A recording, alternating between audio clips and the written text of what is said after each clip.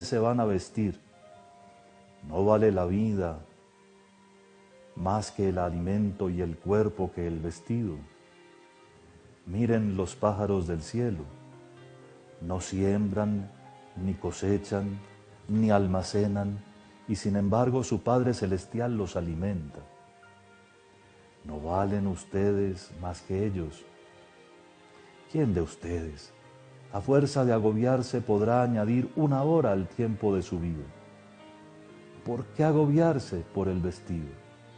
Fíjense cómo crecen los lirios del campo, ni trabajan ni hilan. Y les digo que ni Salomón en todo su esplendor estaba vestido como uno de ellos. Pues si la hierba que hoy está en el campo y mañana se arroja al horno, Dios la viste así, ¿no hará mucho más con ustedes, gente de poca fe?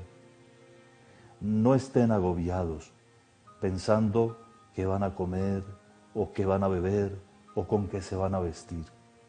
Los paganos se afanan por esas cosas. Su Padre ya sabe que tienen necesidad de todo eso. Busquen sobre todo el reino de Dios y su justicia, y todo esto se les dará por añadidura. Por lo tanto, no se agobien por el mañana, porque el mañana traerá su propio agobio. A cada día le basta su desgracia. Voy a volver entonces a la lectura del texto y a su explicación, versículo por versículo o párrafo por párrafo. Comencemos por la primera enseñanza. No atesoren para ustedes tesoros en la tierra, donde la polilla y la herrumbre los roen y donde los ladrones abren boquetes y roban. Consíganse tesoros en el cielo, donde no hay polilla ni carcoma que los roen, ni ladrones que abren boquetes y roban. Porque donde está tu tesoro, allí estará tu corazón. Fíjense entonces que hay primero una enseñanza dirigida a todos y luego una máxima de sabiduría para que cada uno de nosotros asimile y tenga. ¿Sí? Donde está tu tesoro, allí está tu corazón. Tómese pues cada uno de ustedes un momento para pensar en eso. ¿Dónde tengo puesto mi corazón? Porque allí donde está el corazón, ese es su tesoro. Ese es, exactamente.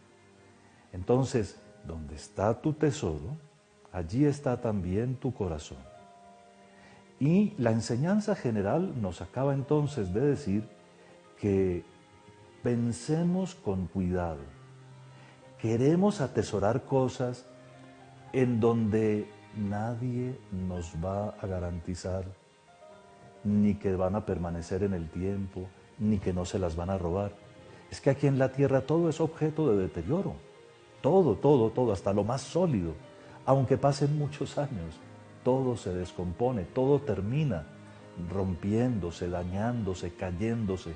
No hay edificio que no tenga un final, por sólido que sea. No hay obra que se mantenga definitivamente, por más que se ponga cuidado. Todo, hasta lo más valioso y lo más importante en esta tierra es finito. Todo se acaba. Es la experiencia. No necesitamos hacer un curso para entenderlo. Pero nuestro corazón a veces se comporta de manera extraña y se apega de tal cosa a las cosas que se pierden. Por eso nuestro Señor dice con este par de ejemplos de la vida, ¿no? Aquí en la tierra hay polilla que se come los vestidos, aunque sean finísimos. Hay herrumbre, hay moho, hay corrosión, hay óxido que acaba hasta con los metales más preciosos. Nada se sostiene, nada es eterno.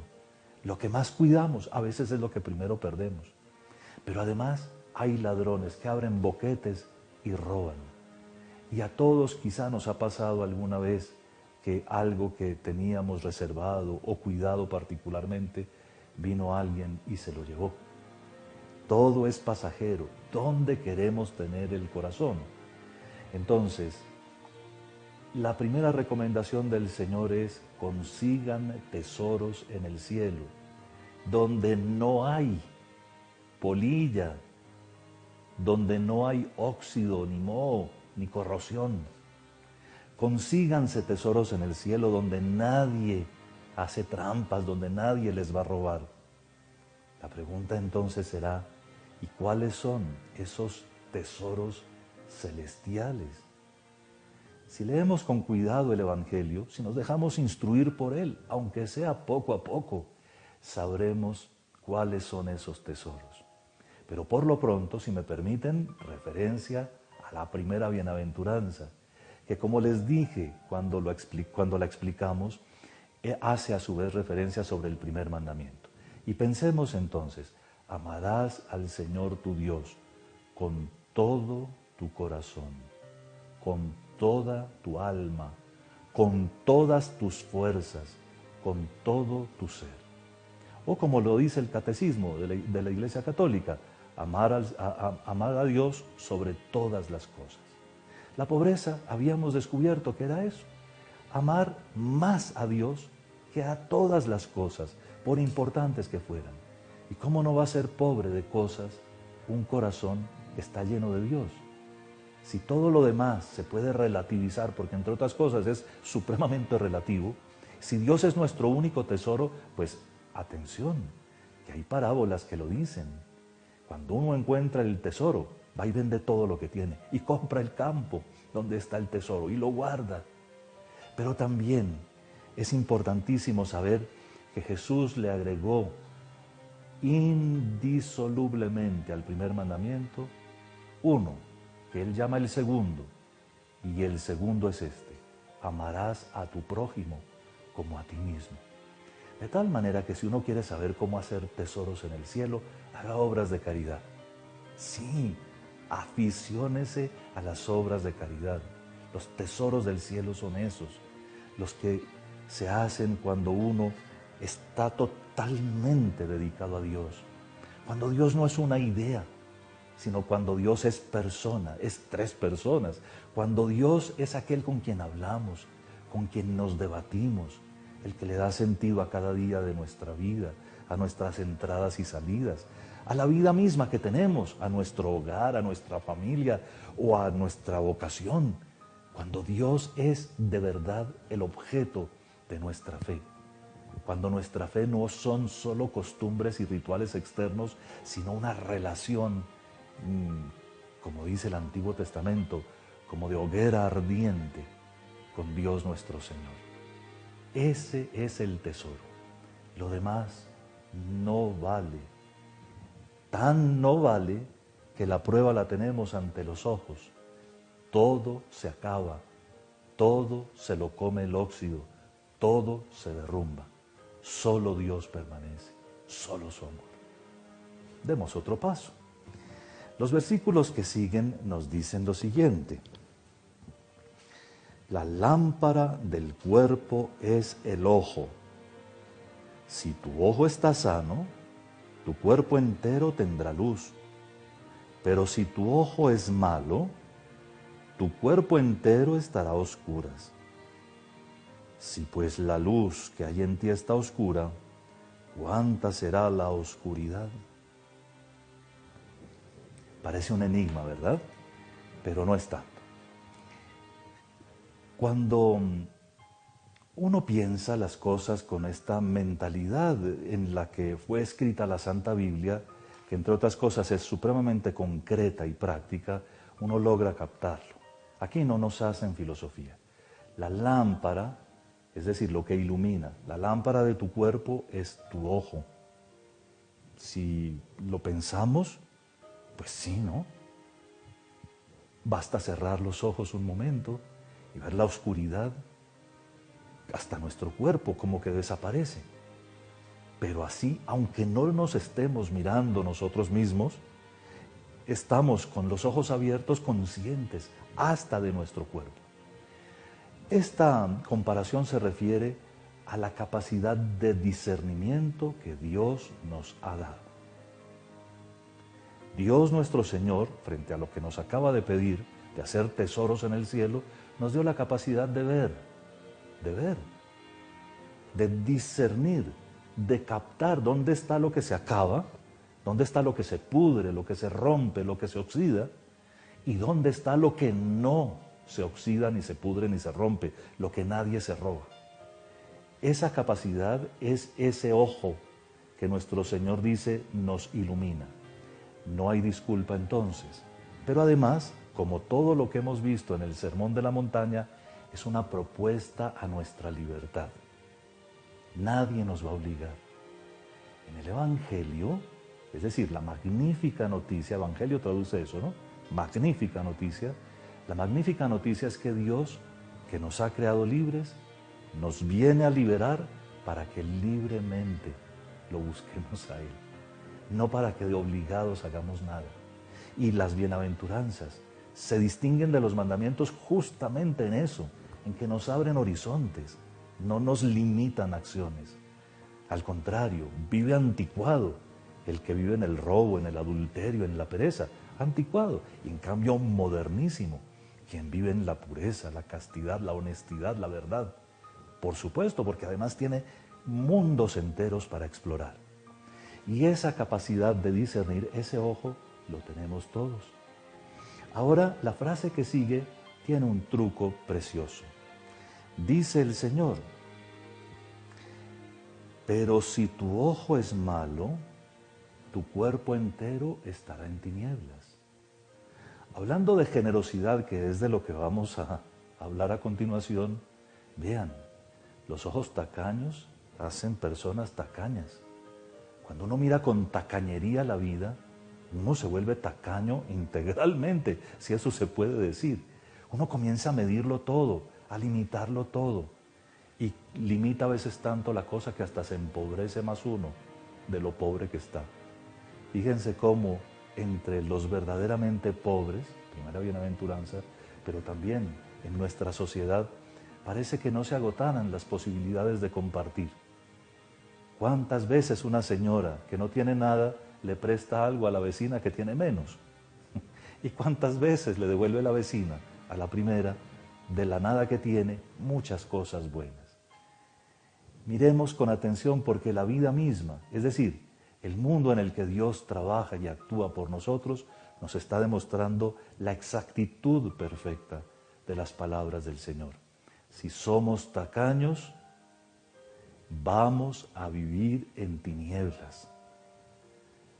Una de las cosas más aterradoras cuando se habla de plata, cuando se habla de bienes, de tesoros, es que se abre como ese monstruo que se llama la avaricia o la codicia, abre sus fauces, y nosotros, en vez de correr de él para que no nos devore, nos lanzamos dentro de su pestilencia y nos volvemos así.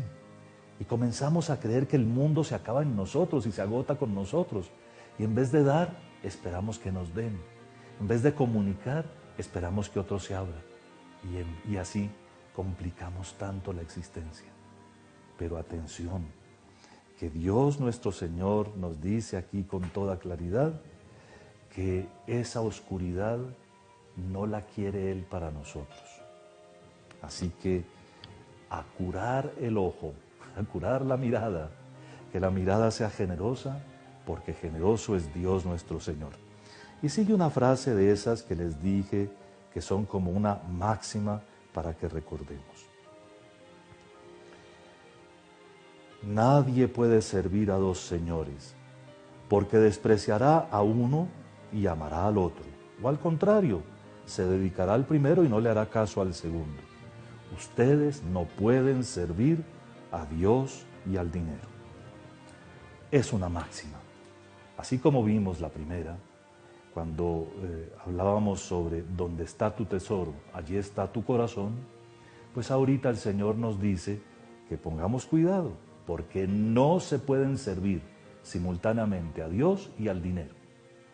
Es definitivo. Si nosotros nos ponemos al servicio del dinero, del lujo, de los placeres que se consiguen con plata y de todo eso, vamos a dejar de servir a Dios nuestro Señor automáticamente. Y en los casos extremos de enfermedad, En los casos extremos vamos a encontrar justificaciones. Que es que el cura se roba toda la plata, por ejemplo. Que es que este no es pobre, no necesita, ya me pidió una vez. ¿Sí? Siempre vamos a encontrar una justificación. O que el que tocó a la puerta no necesita, que es un vago, o que el otro que pidió no está haciendo las cosas bien, porque nos enredamos nosotros mismos. No podemos servir a Dios y al dinero. Segunda máxima, para que tengamos presente y para que hagamos claridad.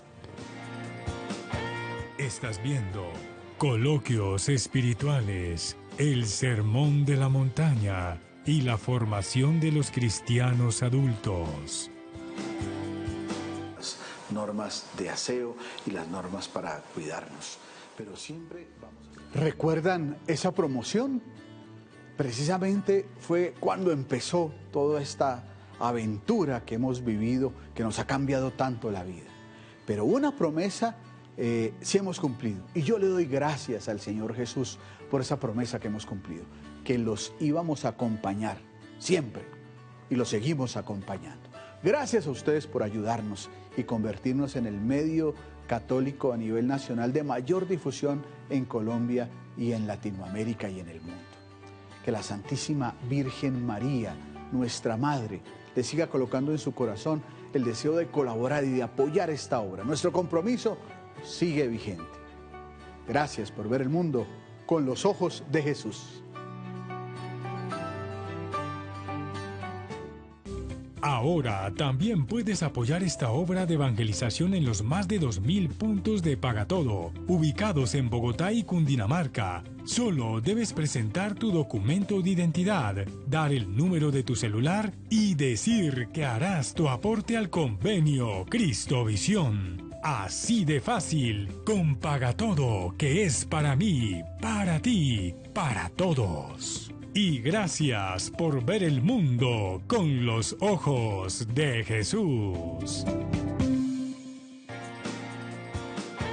Estás viendo Coloquios Espirituales, el Sermón de la Montaña y la formación de los cristianos adultos. Y ahora viene el plato fuerte del capítulo, así que mucha atención. Vamos a mostrar las comparaciones que Jesús dispone para que nosotros captemos con la misma ternura con que Él nos explica las cosas. ¿Se acuerdan de los pajaritos y de los lirios? Oigámoslo porque es más bonita la palabra de Dios que la explicación. Dice así: por eso les digo, no se agobien por su vida, pensando en lo que van a comer, ni por su cuerpo, pensando con qué se van a vestir. ¿No vale más la vida que el alimento y el cuerpo que el vestido? ¿Quién de ustedes, a fuerza de agobiarse, por más que se preocupe, le puede añadir una hora al tiempo de su vida? Fíjense qué locura. Claro, es perfectamente lícito que nosotros tomemos las medicinas que tenemos que tomar, es perfectamente lícito que nos sometamos a los tratamientos que nos indican los médicos, y sobre todo es perfectamente lícito y querido por Dios que la medicina progrese y avance. Pero llega el punto en el que no se puede hacer más, y ni el médico, ni la medicina, ni el respirador automático le aumentan una hora a nuestra existencia. Una vez muertos, estamos muertos, ¿verdad? Así que, ¿para qué agobiarse por eso? La sabiduría consiste en ver que no nos podemos preocupar de lo que simplemente tiene que ocurrir.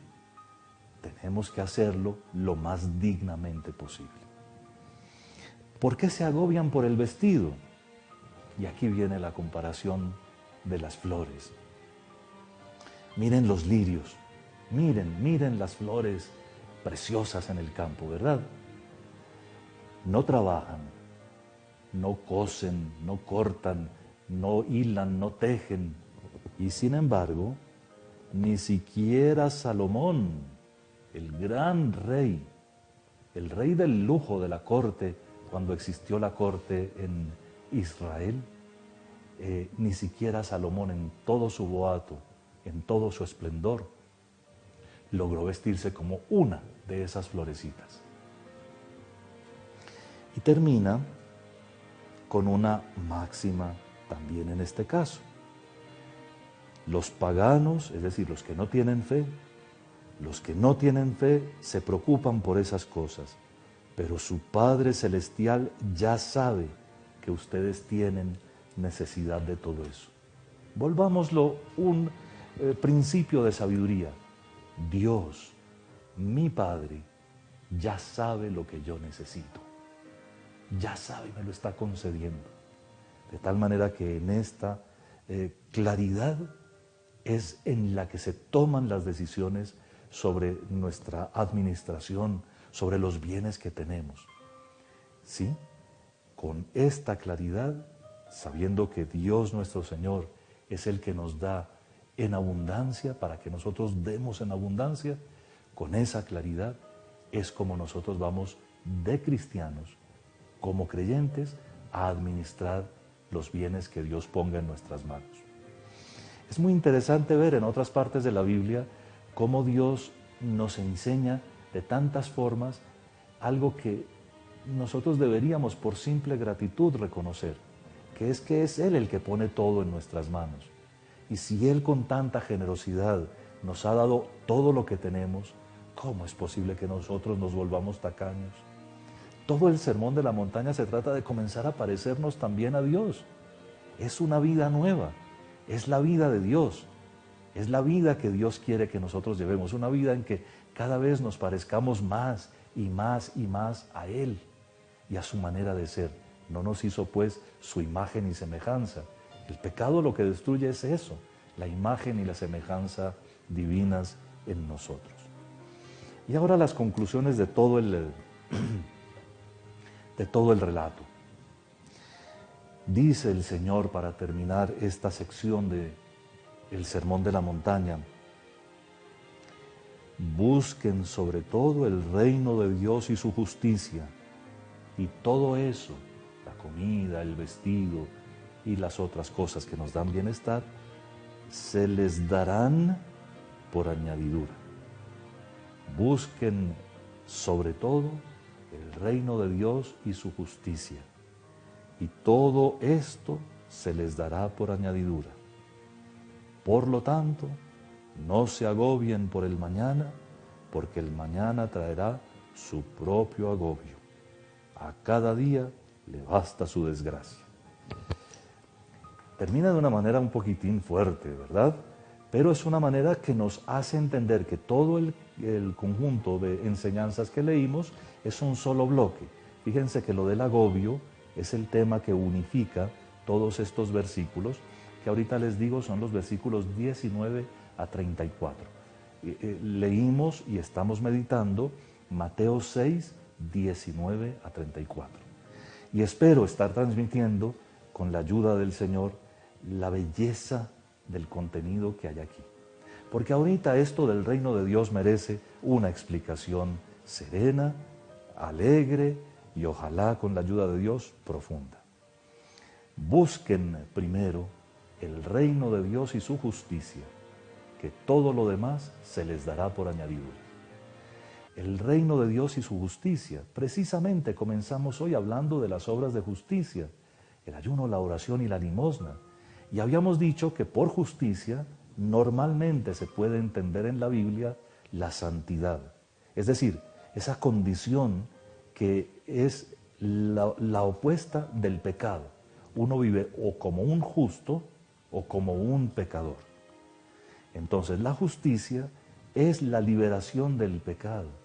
Pero mucho más que eso, es una condición que hace que el alma sea nueva, que la persona integralmente tenga una vida distinta y más bonita. Es una justicia que se participa de la justicia de Dios y que la tenemos nosotros porque Él nos la regala. El reino de Dios y su justicia tienen que ver con lo que es el fundamento de todo el Sermón de la Montaña.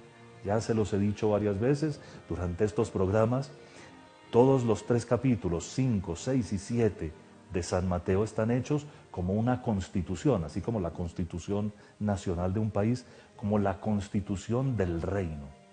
No es un país, no tiene un territorio, una geografía definida, pero es un estado. Un estado que, repito, no es geográfico. Es un estado en el que todos nosotros podemos estar. Estamos en el estado. El estado es el reino de Dios. Y se llama así porque no puede tener otro nombre. Cualquier nombre lo debilitaría. Cualquier nombre lo haría chiquito. Pero este es el universo entero. El reinado de Dios es el universo entero. ¿Y quiénes entran a este estado? ¿Quiénes pertenecen al reino de Dios? Los que buscan esta justicia. Atención, ya vamos captando. Busquen el reino de Dios y la santidad que es propia de ese reino. La manera de vivir de aquellos que por Cristo y en Cristo viven una vida nueva.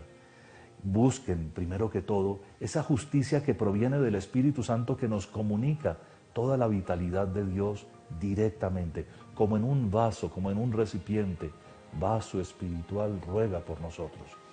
El reino de Dios es entonces ese estado no material, es un estado en el que todos podemos entrar cuando vivimos los ideales del Sermón de la Montaña. Por eso era que quería yo compartir con ustedes esta serie de charlas, estos coloquios espirituales, porque creo que la única manera de que este mundo se renueve, que sea más bonito, que haya todo lo que Colombia quiere, justicia, paz, equidad, verdad, en fin, cuando queremos todo eso, solo la justicia del reino nos la puede dar. Solo el que entremos voluntariamente, nadie puede ser obligado, en el reino de Dios hace la diferencia, porque aquí se trata de un estado real, espiritual, pero real, en el que vivimos, y un estado que además mejora el mundo. ¿Se acuerdan que Jesús nos enseñó con una parábola que vendrá luego en el capítulo 13? Con una parábola nos enseñó que nosotros somos como la levadura de la masa. ¿A qué se parece el reino de Dios?, decía Jesús. Se parece a un poco de levadura que una buena mujer mezcla con 3 medidas de harina y hace crecer toda la mezcla, toda la masa. Queridos, ustedes son el fermento, la levadura del reino. Por usted, del mundo, por ustedes el mundo es más bonito, por los cristianos. Por los cristianos el mundo es mejor, por los cristianos el mundo crece. Y por eso no tenemos que dar ni un paso atrás. Hay que implementar todo lo que el Evangelio nos dice y seguro que tendremos también, oigan eso, todo eso lo recibiremos por añadidura. También tendremos la paz que no proviene de negocios, ¿no? También tendremos la justicia que viene de corazones convertidos. También tendremos la equidad, que es cuando uno abre sus bolsillos sin tacañería y hace que todos participen de los mismos bienes, ¿no? En fin, todas esas cosas que ahora queremos vendrán porque Dios nos las da si nosotros vivimos los valores del reino. De eso se trata, de aprender a vivir los valores del reino. Y vean cómo este tema, que tiene que ver tanto con lo económico, nos lo ha abierto. De tal manera que yo me quise atrever hoy a prepararles también una lista de lo que son los deberes económicos de un cristiano cualquiera. También del obispo, seguramente. Todos tenemos deberes en materia económica. Y así, a la luz de estas enseñanzas, sabiendo que todo nos viene de Dios y que a nosotros nos toca buscar solo el reino de Dios y su justicia, atención, ¿cuáles son los deberes económicos de un cristiano? Primero que todo, los que derivan de su propio estado de vida. Ya lo dije hoy, somos o laicos, o sacerdotes, o religiosos. Esos son los tres estados de vida. Entre los laicos hay unos solteros y unos casados, ¿verdad? Pero son tres los estados de vida: laicos, religiosos y sacerdotes. Entonces, los deberes de tipo económico que cada uno tiene son los que se derivan, primero que todo, de ese estado de vida. Ahora, entendámoslo con un ejemplo muy concreto. Si nosotros tenemos una monjita de un convento contemplativo que hizo el voto de pobreza, para ella su alegría es no tener nada, pero de verdad no tener nada. Y al no tener nada, ella sabe y siente que lo tiene todo. Por supuesto, la comunidad suple por sus necesidades, su alimentación, sus soluciones de salud, en fin, su vivienda, por supuesto. Pero además ella tiene nomás libertad. No le toca administrar cosas, solo le toca pensar en hacer lo que hace todo por amor de Dios para el bien de la iglesia y del mundo entero. Para un sacerdote, vean, es necesario que los sacerdotes volvamos a creer en que la pobreza es para nosotros. Confieso eso. Y una de las cosas que la pobreza del sacerdote tiene que tener es, por ejemplo, libros. ¿Por qué? Porque a nosotros nos toca ser maestros en el nombre de Jesús. Por supuesto, hay libros ociosos y libros buenos. Y entonces tenemos que tener libros buenos que nos sirvan para servir. Y seguramente habrá sacerdotes que no tienen una misión de enseñar demasiado intensa, pero el obispo tiene necesidad de estar siempre actualizándose, de tener todos los documentos de la iglesia, de tener muchas Biblias, como pueden ver tal vez en la parte superior, para estar revisando y preparando las cosas que son para ustedes. Entonces no falta a la pobreza una buena colección de libros, desde que no sean ociosos, por supuesto, lo repito. No falta a la pobreza el que tiene algunos medios de trabajo, un computador si lo requiere, en fin. Pero no es lo mismo un padre de familia. El padre de familia tiene que tener y administrar para sí mismo, normalmente para su esposa, a menos que compartan el gasto y la esposa también trabaje, para sus hijos, para mantener la casa, para pagar los impuestos, para tantas cosas. Vean, aquí los héroes son los padres de familia, en cuestión y en materia económica. Los principales deberes de un esposo y padre de familia, los principales deberes de una mujer que trabaja, cabeza de hogar o no, los principales deberes son los que se derivan de su estado, de tener su casa digna, de tener a su familia bien alimentada, bien puesta, bien vestida, bien estudiada.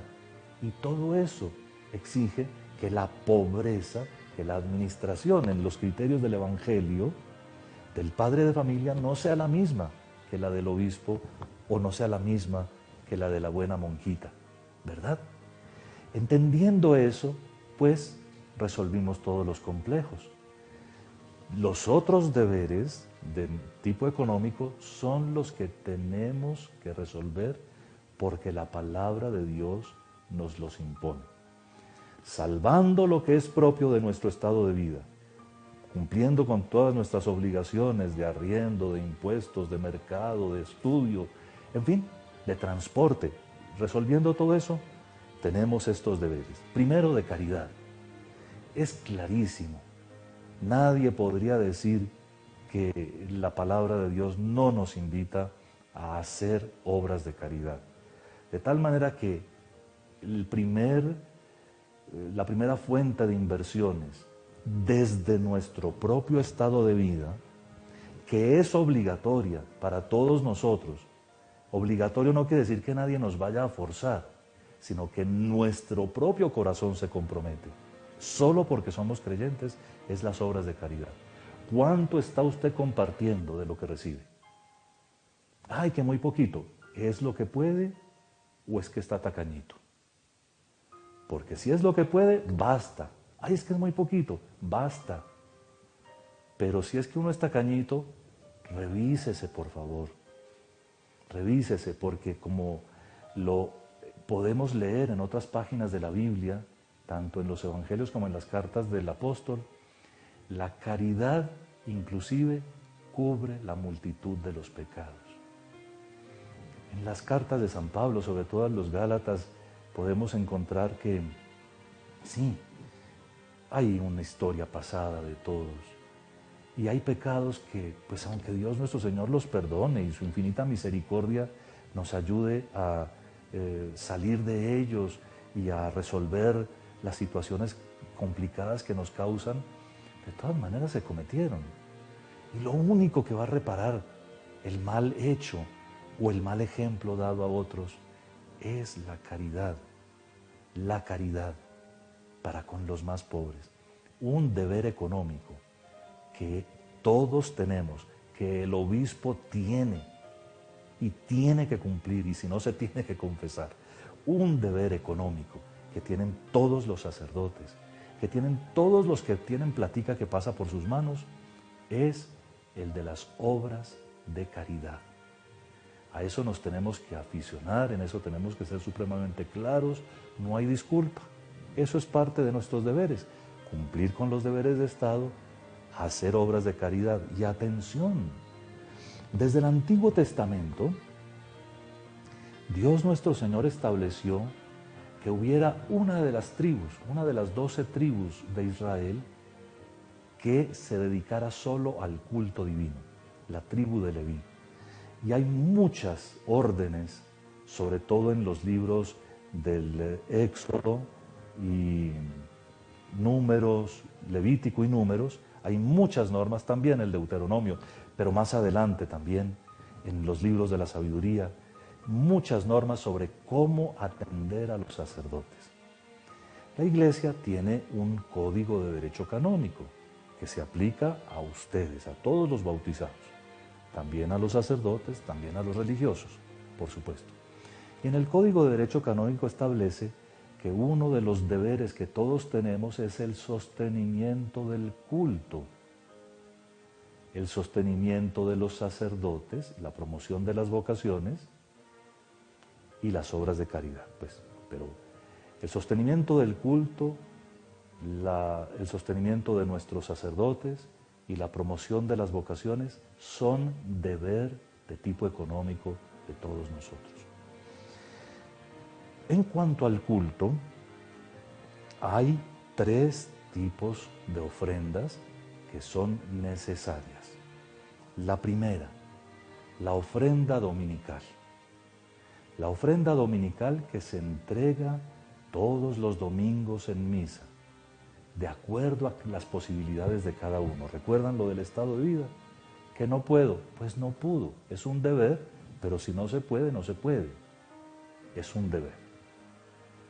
Todos los domingos en misa hacemos nuestro aporte, sin pensar en nada más, sino en hacerlo en conciencia, y lo hacemos con generosidad, como una verdadera ofrenda, no como una simple limosna, aunque la palabra limosna es dignísima, pero una ofrenda, una buena ofrenda pensada, que no desborde las posibilidades de la familia, que no ponga en peligro nuestra economía y finanzas, pero una buena ofrenda hecha de corazón.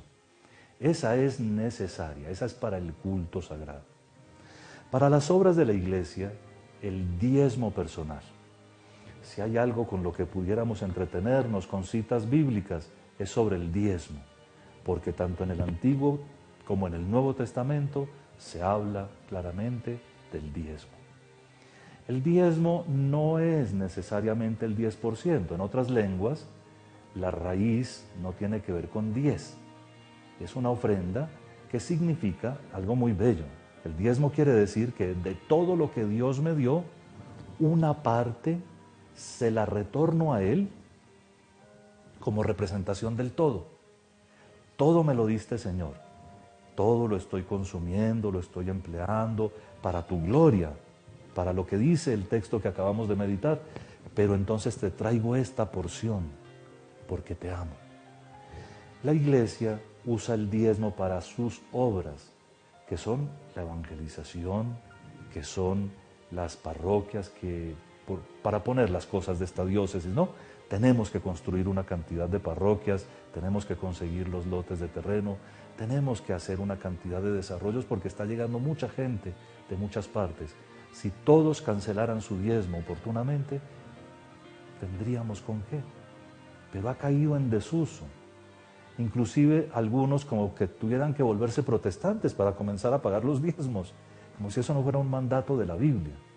Pero igual, si uno no puede un año, pues no pudo. ¿Y qué vamos a hacer? Pero su conciencia es la que sabe. Si al año siguiente uno puede los 2 años, los paga los 2. Si solo puede uno, sigue con uno. No queda debiendo el atrasado, a menos que haya sido por falta de generosidad. Pero la Iglesia en Colombia, los obispos de la Conferencia Episcopal hace muchos años, por eso hablo en tercera persona, legislaron de la siguiente manera. El diezmo en Colombia se pagará una sola vez en el año y consistirá en el valor de un día de ingresos en el año. Si usted tiene sueldo, lo divide por 30 y ese es el valor de un día. Si usted tiene otros ingresos, arriendos, acciones, otras cosas, hace un monto que pueda promediar en lo que vale un día y eso es lo que se entrega. ¿Dónde? En el despacho parroquial. Les ruego que en esto sean delicadísimos y me ayuden a difundir por el mundo la idea de un abuso que se está cometiendo en algunos grupos.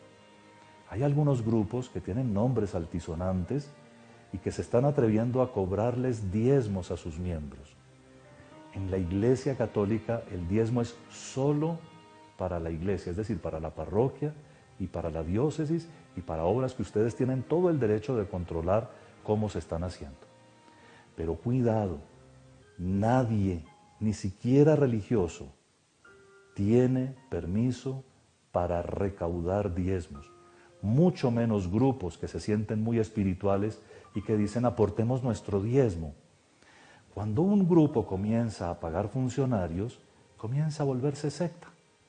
Comienza primero a pagar funcionarios, luego a construirse un templo, después al lado del templo un colegio, luego hacen que les ordenen unos sacerdotes y comienzan a hacer, no legalmente, pero en la práctica, algo que se separa. Desconfíen de todo lo que los separe de su párroco y de su obispo. Desconfíen de eso. Y más bien, cuidado, el diezmo se paga oportunamente antes de terminar el año, por el año que va en curso, el valor de un día de ingresos en el año. Y como les digo, nada de nervios.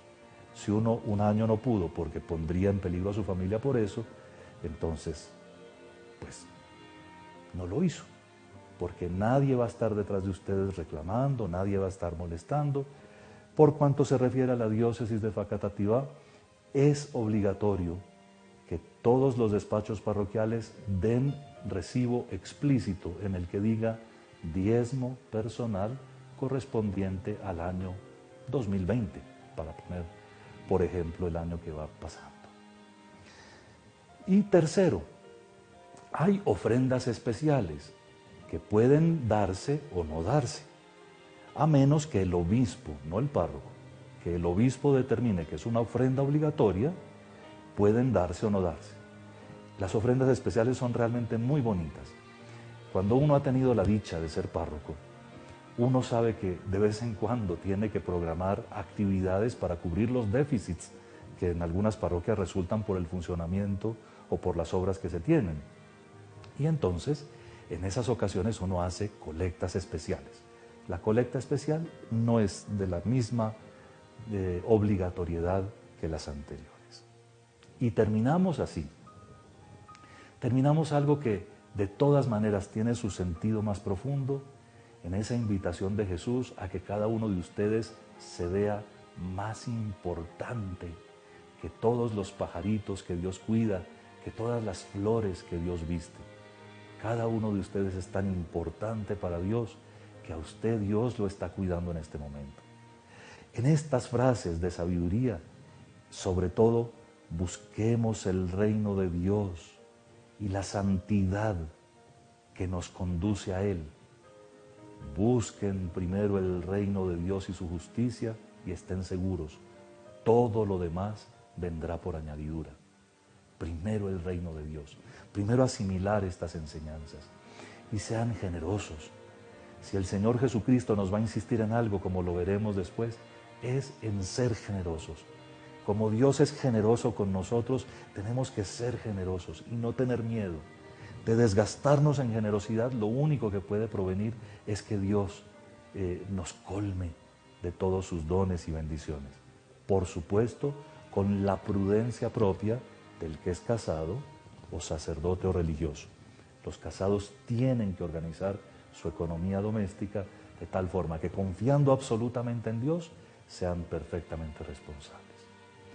Demos gloria a Dios que todo nos lo da. Fíjense cómo en estas frases el que primero resulta retratado es Dios Padre. Dios que a sus hijos les creó el mundo y les da generosísimamente todo lo que tienen. Así que volvamos la mirada a Él. Padre nuestro, danos hoy nuestro pan de cada día, Padre nuestro. Y seguro que Él no nos va a desamparar. Con la certeza de que el abandono en las manos de Dios es lo más dichoso que cualquiera de nosotros puede hacer, los encomiendo a la gracia divina y los bendigo en el nombre del Padre, y del Hijo, y del Espíritu Santo. Amén. Coloquios espirituales, el sermón de la montaña y la formación de los cristianos adultos. Navidad, Cristovisión.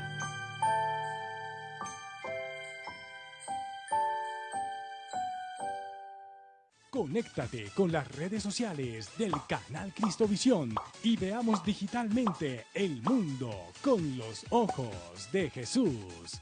Encuéntranos en Facebook como Canal Cristovisión TV, Twitter, @Cristovisión, YouTube, Canal Cristovisión Oficial y en Instagram como @Canal Cristovisión. No esperes más y empieza a disfrutar y compartir todo nuestro contenido digital.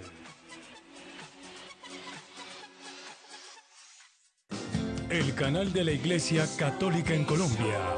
Todos nuestros programas son aptos para toda la familia.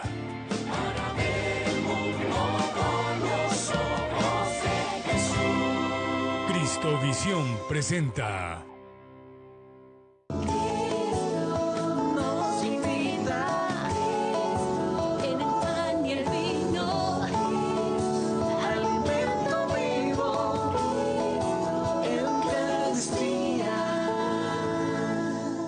Sagrada Eucaristía. Hola queridos cristovidentes, bienvenidos a la Eucaristía. Gracias por estar con nosotros. Vamos a celebrar la Eucaristía en directo hoy domingo en la fiesta de la Sagrada Familia de Jesús, María y José. Fijemos nuestros ojos en la Sagrada Familia de Jesús, María y José.